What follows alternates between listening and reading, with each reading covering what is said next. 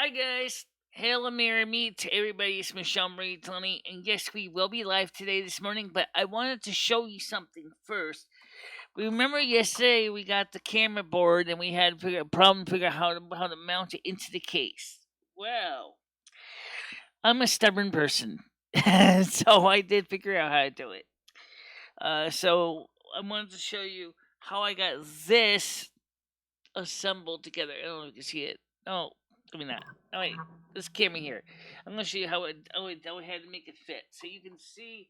So if you buy the same kind of package, there's some things you can avoid and might make you very unhappy. So let's make this simple, shall we? First of all, this camera by itself, okay, these this is a smaller of the two cases. Thus, I mentioned that you need to resize it. So what I did is when I bought this thing, the problem was the power plugs on the camera case were the cutouts were all wrong. It's cast aluminium. So what all I did was, because I have tools I can use to cut aluminium, so I did that. So I cut the original back plate here of this box to allow for both the OSD connector and the audio or the video and power connectors. Okay, that's the first thing I did. That was probably the most time-consuming process. For that reason, it was to make those cuts, but it wasn't that hard to do. It was just, you know, time-consuming. It took me about maybe about 30 minutes to make the cut. It's pretty good. Um, Unfortunately, the second problem we ran into is the issue of this bracket, and that is the screw. I don't know what size threads that is here. It's certainly no quarter-inch 3-second threads. Okay. Next thing is I mentioned I needed an extension tube for this because this lens doesn't come out far enough to focus for everyday focusing. They make those, and the adapter. I found an American seller that was selling that um, from Washington State, and so I bought two of these little adapters because the problem is, um, even though these things can go out pretty far, it doesn't seem to go far enough. It needs to go out about another uh, half a centimeter to do it and to be close to focus. And so I ordered a ring that brings it out another 5 millimeters. So that should hopefully will make things a lot easier to focus. So we'll see what happens with that. And the other thing is like I said, I want to mount this thing on the wall. I don't have to do that right now.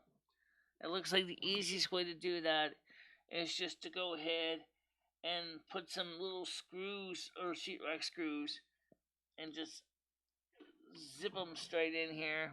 Rusty's here. Oh, that's another reason why I wanted to get this thing in the case. The cat.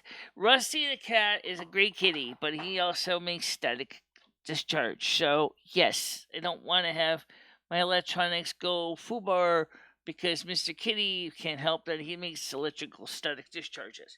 So, I'm just very happy that now this is mounted and it's did tested and still works fine.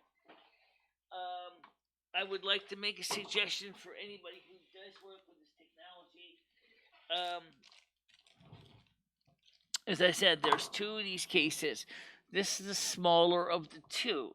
If you want to go with the bigger one, they make one that's slightly bigger, as 38 millimeter. You might want to use that instead.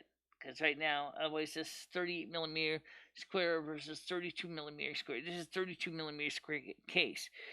Um, I would definitely suggest it, try not to mess with these plugs too much. They're very fiddly, especially the one on this one here for the menu on-screen menu controls are really fiddly because the reason with these is the plug is actually got two more actual pins on the base than it does on the cord. Now, where's the plug in the cord or the controls on the cord? They're right here. So this is where you adjust the focus. Now, theoretically, once you got your camera, like Ron Popeil says, set it and forget it. You can basically switch this over with a one that just carries power and video, and just basically forget this connector altogether.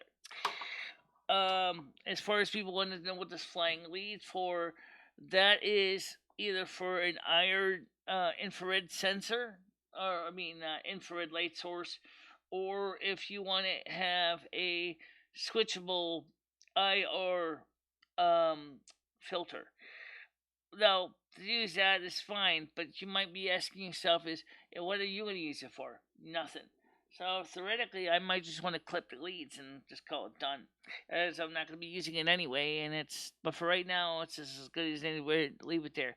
I like the camera; it's really cute. It really works really well. I've actually bought two more of these, and the reason one more of these, um, and the slightly bigger case for the USB camera I bought from California, which was a secondhand camera, because the guy did not understand that you need to add an IR cut filter. You see, this. Let me explain this for anybody who doesn't understand these cameras, because this lens has a filter in the back. But might as well show you this inside here. If you look inside here, you'll see that there's no filter that blocks infrared, which is great if you're going to use this thing for night camera work, because then you need to be able to use infrared. But if you use those infrareds in the daytime, your colors are all messed up. This company here got around that by putting a small IR cut filter on the back of this lens. So you can do the same thing like I did on my PAL camera, which is you can buy aftermarket IR cut filters and stick them inside here so that you can actually um, provide IR cut, and then it will work with any one of your lenses you have, so you don't have to use the same lens for everything. Okay, so that's what makes it good to do that, is that you have that IR cut feature, and it will make it possible to do some really nice stuff. Okay, um, do I think this camera is worth the price I paid? I have tested it. I have went through it real quick in here in the studio, and yes, it is, and it's got a very good, nice 950 TVL. It's really not bad, so you really can't go wrong with this. The USB camera, like I said, is a 1080p, and so I originally bought another one of these little lenses for that, because it comes with a 2.5 millimeter, but it doesn't have an IR cut filter. I'm gonna go ahead. I have a couple IR cut filters laying around in the shop, and I'm going to stick one, um, if it's not too wide, onto that so I can get it better. The only thing is, the IR cut filters, it's a widescreen camera. This is not. So when you look at the sensor on this one here, it's a little bit smaller because it's standard 4x3, and that's 16 by 9. So which means that, I know you can see that if I mounted that little filter inside there, it's going to be a little bit big. So, but yes, you can put a little IR cut filter, and depending on which camera you got, this one here looks like you probably can get away with it.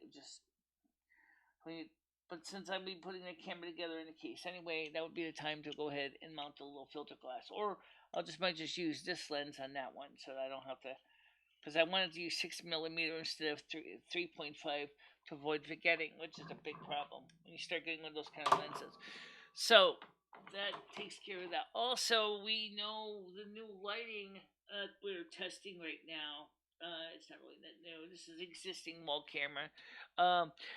What's gonna happen with this camera? We're gonna retire this? No, probably not. Because I might move it to another room. I don't know. I also bought another one of the UVC adapters for this too, so that I can still use my analog gear with my studio. And I only have one, so I like to buy two. One thing you've learned about me, I like to have two of everything, two or three of everything, in case I need a spare. That's just the way I am, because things break, things fall apart, malfunction, especially anything from China, and cheap Chinesium stuff doesn't always hold up. So always good to have extras, especially since a lot of the stuff does change over the years. This camera has not changed its mounting since we put it up here. back in the old days of when we started the setting and put the setting up wool, I think about 2013, 2014. It's been up there ever since. It's pretty much been the same angle. It hasn't changed. Uh, but that's the way we do things around here, so we can have extra colors and things like that. And no, we can go into more detail on color white balance, but I don't think we have to. Just turn on the other light. Um, the um, setup we got now is really, really awesome. So it'll be great for the trimming and weight amount to the wall. I would think maybe just use a couple, maybe a sheetrock screw right here. Just mount it on the wall, sheetrock screw it on here and here, and then just adjust the camera as best you can to be careful for the wiring and just yeah, like this, yeah, like this, and then you will be able to mount it on the wall so you can see the camera. Um, it's a good thing about those little tiny um, iPhone repair tools because these screws are really, really small. And I really had to really work hard to get those screws in place. It's a good thing I spent the money extra and I bought the magnetic ones because that makes it a lot easier to tighten up the screws. So this works great, but the problem is we need an extension ring, which is coming, and then once we get that extension ring, we're going to be able to do just what I said. We'll be able to focus this camera, and we'll be able to use it on the wall. Because I would like to use this camera because it is cute. I did buy another one just like it, so we can have two with the same mounting lenses. As I said, the idea was originally to use it with my camera. Also, I want to work on the one thing that the UVC dongle has a problem with, which is not being discussed right now, which has to do with the UVC dongle has audio input, but we don't use it because it hits the gas leak. The audio gain's too high. So I'm wondering is if UVC or the Apple tools do let me adjust the volume for input sources, and it is show up as an input source that's adjustable. So yeah, I might want to just try tweaking with the knobs and see if I can get it to reproduce input audio source line level without sounding like a big giant gas leak. So that's something I'm going to work on today. I certainly got time before the show. Well, I was going to go get some breakfast at make a bowl of cereal, I guess, and there's just stick with the stuff. By the way, there's going to be snow coming up again for those of you who didn't know. So if you're looking for more snow, there's more snow coming. See, don't you worry. You're going to get your snowflakes. I promise you. And oh, we need that light on. No, we don't. Turn that off. Okay. So anyway, that's what we're working on for right now. But for now, I will see you tonight or today at 10 a.m.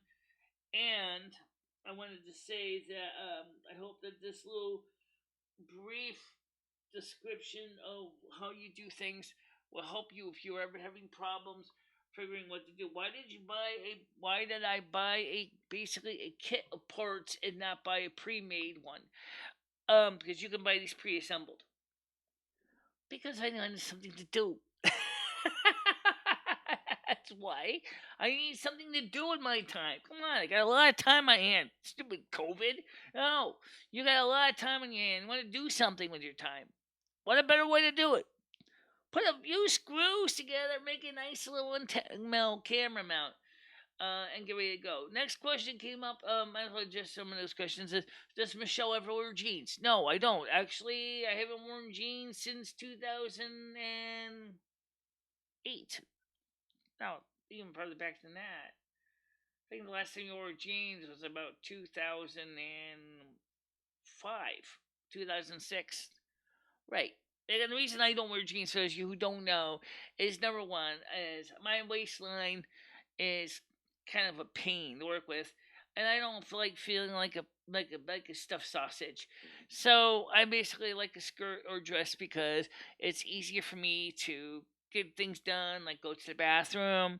I don't feel like I'm being chafed, and provides me with the ability to walk around and uh, feel less confined or restricted, which is something that I like. I like that flexibility and the ease of movement. So that's one reason. Of course, it's nice for easy service to the toilet. You don't have to go crazy trying to pull down a hike down a pair of jeans and then hike down a pair of panties and then sit down to pee and then have to stand up and pull that stuff back up. Now all I do is I just usually just flip the skirt up and then I just pull down my panties and do what I gotta do and then I'm done. And it saves me a little bit of time um right now with my knee injury it certainly don't hurt either. It's a good way to save time without basically adding to additional aggravation because sometimes my knee can be pretty uncooperative sometimes. Lately it's been really good, but you never know.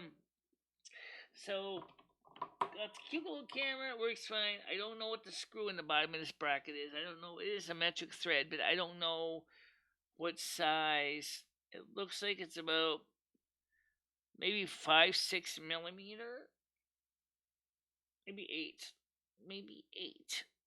I don't know. I don't think 8 lume because 8 makes it bigger than a standard quarter-inch thread used on standard camera mounts. So, and I already tried hold it up to a standard camera mount, and it's too small of a hole. So, I can make it bigger, and then I can put a regular nut on it, which is a pretty simple way of doing it. I mean, after all, I got a reaming tool.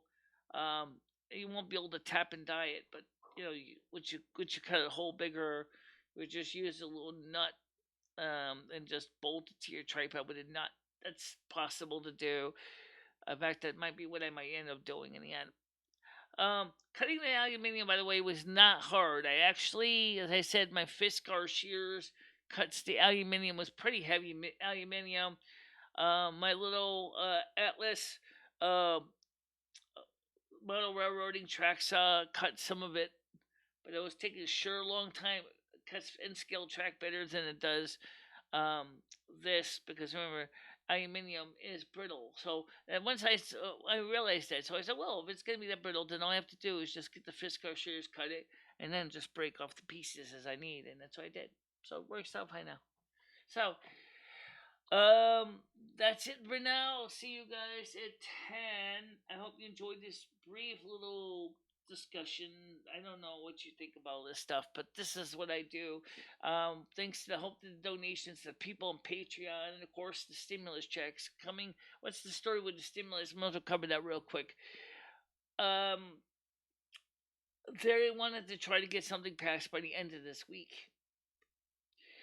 However, many Democrats in the House are strongly encouraging that there should be a monthly check. And the reason is very simple because that way they're not going to have to worry about going through and trying to pass bills later on in case the Republicans get mad. Because remember, they only got this uh, um, 1 or 2 times a year they can use where they can pass a bill with 51 votes, and so in the Senate. So there definitely is a reason to try to get something done for at least for the year because they know COVID-19 is at least a year. So they're figuring, it, why not go ahead and give everybody $2,000 a month for a year, and of course the Social Security increase is going to be in the existing 1.9 trillion budget.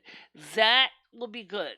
The $200 gain on Social Security disability will finally get Social Security recipients back to a more reasonable level of income, considering the fact is that they are been so far behind the times for decades. For Social Security retirement, veterans, and railroad. Uh, Great news. I think it's a great deal. They should do it. So everybody has more money and can do more things. So yes, yes, yes, do it. Um, but for now, we'll talk about 10 o'clock, and I just wanted to originally do a demo and talk about how I fixed the problem. That was what I did, and so now we just gotta get the little extension tubes that are coming, and then once they'll screw in, then we should be able to screw the lens in and be able to focus it and get the focus good, nice and sharp, and make the pictures look really good. You know, and be really cool because it's really good high resolution camera. It's a really cute camera too. It's a little cute little thing. Little cutest little button thing. You can't mess up with this. I mean, it's like you want to buy these little cameras. They're not that expensive. You can buy these boards on eBay for like $16. Just a board and the case for maybe about another $6. And if you go for the slightly bigger one, the 38 by 38, your life will be a lot simpler than this. But I bought the wrong size case, so you have to do what you got, right? But it definitely is worthwhile investing in it. And so for now, see you guys in a little bit. Bye bye.